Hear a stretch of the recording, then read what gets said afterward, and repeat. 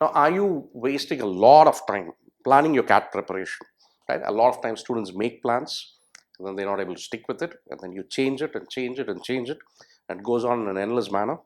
Now, let's look into a very simple, no nonsense way of making a simple study plan which you'll be able to stick with, right? So, what is the first step for making a study plan? Firstly, you have to understand how much time you've got with you, right?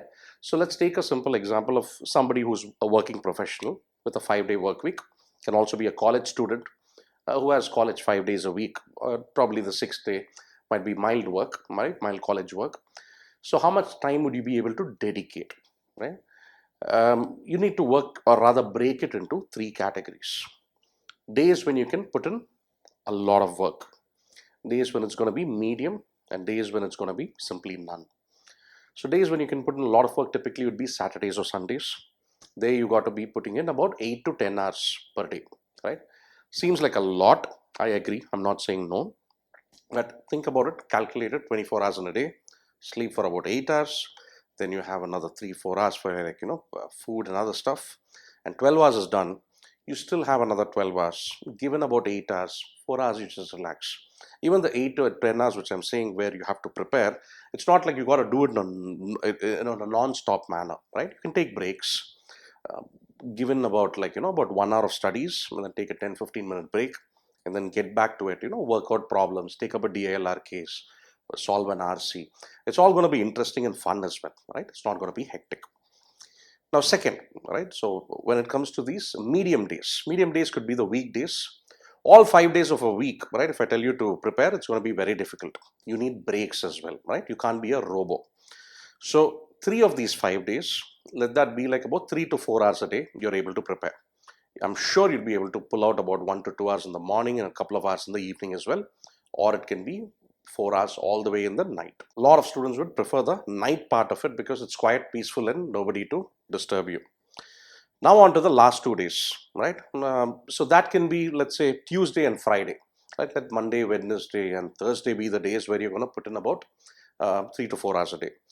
The other 2 days, Tuesday and Friday, can be like your buffer or reserve day or off days. Completely switch off, go out for a movie with your friends, just chill, relax, right? You need to give that brain a rest as well. You can't be going on and on preparing, right, in a non-stop manner. You're going to burn out. So give it the rest and you'll come and recharged. So don't make it back-to-back days. Keep it to 2 days with some gap in between. So preferably Tuesday and Friday, so that Saturday and Sunday you can be recharged, right? Now you can go full swing. And that's about it, right? Plan it properly. These 7 days, you'll realize that you do have a lot of time to prepare, right? Don't go crazy. Don't look to have a plan where every single day you're going to prepare. That's going to be very difficult to achieve, right? So now that you know as to how much time you've got, how do you go about preparing for this? You need to understand that the three sections, VARC, DILR, and Quant. There's only one section over here which is memory based.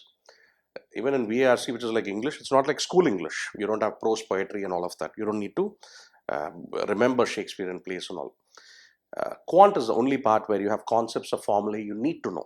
Without knowing the log properties, for example, how do you answer logarithm questions, right? So you need to remember them. So quickly look to complete the quant lessons and concepts, right, along with the rest of it. The preparation part initially, until quant lessons and concepts are complete, quant should take up about 75% of your time.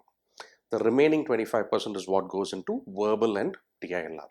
Once you're done with the lessons once, all of them, then you move on to concept revision, where you're trying to retain, right, whatever you learned along with practice, right? Once the learning part for quant is done, then it's about practice for all three sections at one go. Now next, what I want you to do is, any single day, be it an 8-hour day or a 4-hour day where you're preparing, do not try to prepare for all three sections. If you're taking a mock test, that's different. If it's going to be preparation, make sure that you're preparing for two sections. Try to have verbal pretty much every day, right, along with DILR, or verbal along with quant. That's my recommendation.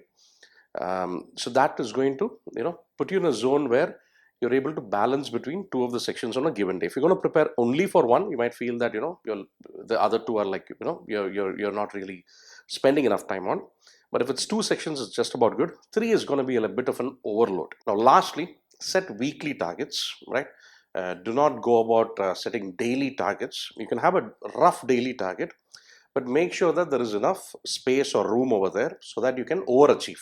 When you overachieve a particular plan, you get very happy. When you underachieve, you're going to be sad. So if you're going to load yourself up and not achieve it, you're going to be unhappy. That's not a good state of mind to be in when you're preparing or taking the test, right?